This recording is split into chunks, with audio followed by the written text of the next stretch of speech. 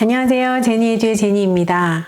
대학 입학을 준비하는 과정에서 액티비티가 중요한 부분을 차지하고 있다는 것은 이미 잘 알려진 사실이고, 그래서 많은 학부모님들과 학생들이 대학 입학 준비 과정에서 과외 활동에 많은 시간과 노력을 쏟고 있습니다. 하지만 때때로 이런 노력들이 오히려 역효과를 내는 경우를 보게 되기도 합니다.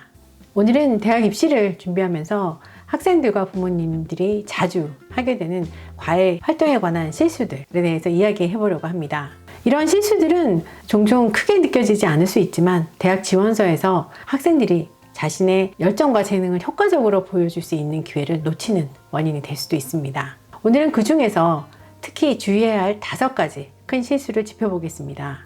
이 영상이 대학 입시 과정에서 액티비티와 관련해 효과적이고 현명한 결정을 내리는데 큰 도움이 될 거라고 생각합니다. 어떻게 하면 합격으로 이끄는 액티비티가 되는지, 또 반면에 어떻게 하면 실패로 가게 하는 액티비티를 만들게 되는지, 지금부터 치명적인 실수들이 어떤 것이며 그것을 어떻게 하면 막을 수 있는지 함께 살펴보시죠. 끝까지 보시고 중요한 팁을 함께 하시기 바랍니다. 첫 번째 미스테이크는 상위권 대학을 위한 최상의 경로, 루트가 이미 정해져 있다고, 그런 액티비티가 있다고 여기는 겁니다. 부모님들 중에는 상위권 대학을 위한 가장 좋은 액티비티가 무엇일까?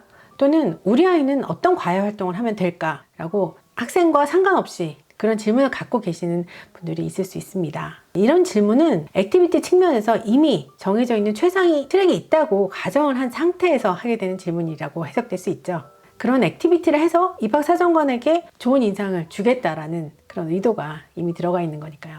그러나 이제껏 제가 속해 있는 ICA나 NACAC의 학회나 웨비나를 통해서 직접 만나봤던 미국의 입학사정관들 이야기한 바는 이런 것들은 아닙니다. 그리고 제가 학생들을 미국 대학에 보내본 결과로도 실제로 이렇지 않습니다. 대학이 원하는 것은 이런 것은 아닙니다. 과외 활동은 일률적인 방식이 아니라 학생의 개별적인 특성과 관심에 기초를 해야 합니다. 차별화가 돼야 합니다. 똑같이 쿠키 커터라는 얘기를 미국에서 많이 쓰는데, 쿠키 커터처럼 공장에서 찍어내듯이 만들어지는 그런 아이들을 원치 않습니다. 다른 학생들이 하는 것을 따라하는 것은 학생을 눈에 띄게 차별화시키지도 않고 오히려 묻혀버리게 만들 가능성도 있습니다. 다른 학생이 해서가 아니라 학생이 진정으로 관심 있는 분야에 집중하고 그 분야에서 심도 있게 참여해서 자신의 열정을 반영하는 활동을 하는 것이 중요합니다.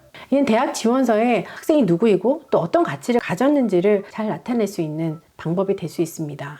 또 학생이 레주메를 과도하게 꾸미기 위해서 활동을 과장하거나 또 허위로 만드는 것 또한 바람직하지 않습니다. 입학 사정 과정에서 활동이 과장되거나 허위로 판명된다면 입학 거부의 결정적인 요인이 될 수 있습니다. 두 번째 미스테이크, 실수는 다양한 액티비티에 참여하는 것을 목표로 하는 것입니다. 많은 우수한 하이스쿨 학생들이 여러 분야에 다재다능한 학생이 되고 싶어 합니다.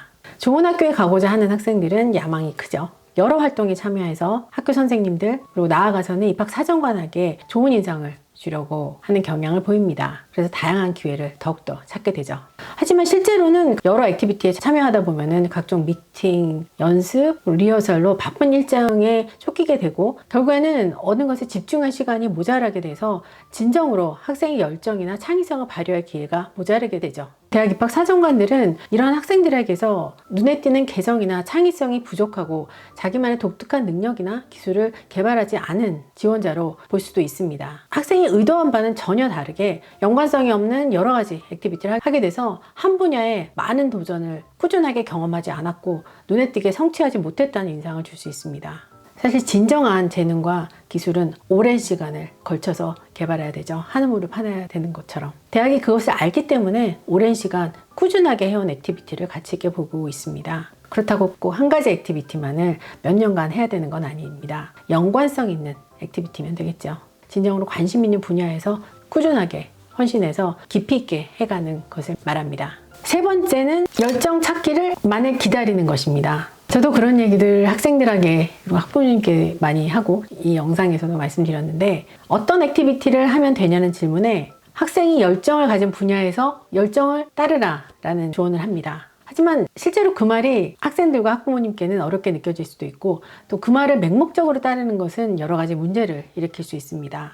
일부 학부모님과 학생들 같은 경우는 열정을 가진 분야를 그냥 선택하면 되나? 그렇게 생각하실 수도 있고, 또 학생들은 이 열정이라는 게 갑자기 딱 나타나나? 갑자기 깨달아지나? 내가 어디 분야에 열정이 있는 것이? 그렇게 생각할 여지도 있습니다. 하지만 열정이 어느 분야에 있는지는 물건을 고르듯이 그렇게 어떤 분야를 선택할 수 있는 것도 아니고, 또 갑자기 깨닫게 되는 것도 아니라서 마냥 기다리는 것도 현명한 방법은 아닙니다. 아무것도 하지 않고 기다리거나 생각나는 대로 모든 것에 참여하는 대신에 학생이 좋아할 수도 있는 것, 그런 것에 대해서 작은 도전부터 해보는 것에서 출발해야 됩니다. 열정은 처음에는 그렇게 눈에 띄게 나타나거나 완벽해 보이진 않지만, 자신이 관심을 가진 분야에서 적극적으로 시간과 노력을 투자하고, 그럴 때 그 과정에서 점차적으로 발전해 가면서 찾아지게 됩니다. 예를 들어서 역사에 호기심이 있는 학생이라면 그 학생은 주말마다 박물관을 방문하고 또 책도 읽고 다큐멘터리를 보면서 역사에 대해서 더 많이 배우게 됩니다. 그리고 나아가서 지역 박물관에서 인턴십 같은 것을 하게 되고, 그게 연결돼서 전시회에서 기획하는 경험을 하게 되고, 그 과정에서 열정을 찾는 기회가 생기게 됩니다. 학생에게 필요한 거는 관심이 가는 분야의 작은 스텝부터 도전해서 시작해보고 열정을 발견하는 적극적인 탐색입니다. 실제로 대부분의 성공한 학생들은 처음에는 그다지 능숙하지 않을 수 있지만 어떤 일에 관심을 갖고 일정 시간 동안 그 일을 꾸준히 하는 경우입니다. 더 숙련되면서 그 활동에 대한 열정을 개발하면서 점점 더 높은 수준으로 더 가고 싶어지게 되고, 그러면서 꽤 그럴싸한 성과물이 나오게 됩니다. 입학사정관들에게 눈에 띄는 액티비티가 만들어지고 이런 학생들을 기억하게 되죠. 제 학생들 이야기를 좀 덧붙이면, 제가 어떤 액티비티를 학생들에게 소개를 하면 학생들이 처음에는 주저주면서 제가 관심이 있는데 잘 할 수 있을까요? 라는 이야기를 합니다. 주저하면서 시작을 하지만 시작을 해보면 재밌다는 것이 느껴지고, 그래서 또 다른 일을 시작하게 되고, 그러면서 점점점 관심사가 열정이 돼가는 것을 제가 느끼게 되고, 대학 입시를 떠나서 학생이 성장하는 과정으로서 매우 중요하다고 생각됩니다. 네 번째 미스테이크는 경쟁이 치열한 분야에서 경쟁입니다. 많은 학생들이 특정 인기 분야에서 경쟁하는 것을 선택하는 경우가 많이 있습니다. 하지만 이러한 인기 있는 분야에서의 경쟁은 학생이 그 분야에서 눈에 띄는 독보적인 위치를 차지하기 어려울 수 있습니다. 예를 들어서 많은 학생들이 스포츠 팀이나 악기, 오케스트라, 디베이트 등에 참여하고자 합니다. 이런 분야에서 전국적으로 이름을 알린다면 대학 지원서에 큰 도움이 되겠지만, 단지 어느 정도 잘하는 수준에 속한다면 그 자체로는 대학 입학사정관에게 그렇게 눈에 띄지는 못할 수 있습니다. 하지만 이것이 이런 분야를 계속 학생이 해서는 안 된다라는 것을 의미하지는 않습니다. 다만 학생이 참여하는 방식에 대해 다른 각도로 생각해 볼 필요는 있습니다. 각 학생마다 처해 있는 상황이 다르기 때문에 자세한 예는 말씀드릴 수 없지만, 간단히 말씀드릴 수 있는 예로는, 학생이 문학에 관심은 있지만 전국적으로 알려진 상을 타거나 작가가 되지 않는 경우에는 자신만의 문학 블로그를 운영하거나 지역 문학 페스티벌을 주최하는 방식으로 독특함을 나타낼 수 있습니다. 물론 사실 그 자체도 쉬운 일은 아니기 때문에 학생의 창의력과 진취력, 꾸준함이 필요하죠. 그래서 이런 활동들을 통해서 문학 분야에서 자신만의 위치를 확립할 수 있고, 대학은 이런 학생의 창의력과 진취력을 높게 사는 것입니다. 이때 학생은 자신이 가장 뛰어날 수 있는 한 분야를 선택해야 합니다. 인기 있는 분야의 활동에만 올인하는 것이 아니라 자신만의 독특한 길을 창의력 있게 찾는 것이 중요합니다. 이러한 접근 방식을 통해서 학생이 단순하게 어떤 활동을 했다는 게 아니라 자신만의 길을 만든, 키워드죠, 창의력인 사람으로 인식될 수 있습니다. 네, 여기서 주의해야 하실 점이, 관심사나 배경이 관련이 없는 활동을 추구해서 독특함만을 부각시키려고 해서는 안 되고, 자기가 관심을 갖고 있는 분야와 연결을 해야 합니다. 대학 입학 사정관만을 위해서 액티비티를 했구나 라는 것을 금방 알아차릴 수 있습니다. 그래서 이럴 때는 오히려 부정적인 인상을 줄 수 있습니다. 다섯 번째 실수는 학생이 하고 있는 취미의 가치를 경시하는 것입니다.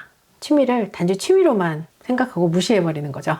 부모님과 학생들이 특정 액티비티가 다른 액티비티보다 본질적으로는 더 높은 위치에 있다고 잘못 생각하고 계시는 경우를 종종 봅니다. 학교에서의 공식 클럽이나 대외 활동, 스포츠팀, 그리고 학교에 있는 학술 클럽들, 그리고 여름 캠프들이 학생이 개인적으로 하고 있는 취미 활동보다 더 가치 있다고 여기게 됩니다. 주말이나 친구들과 시간에 학생들이 하는 정원 가꾸기나 요리, 블로깅, 사진 촬영 같은 취미는 그다지 관심을 두지 않으십니다.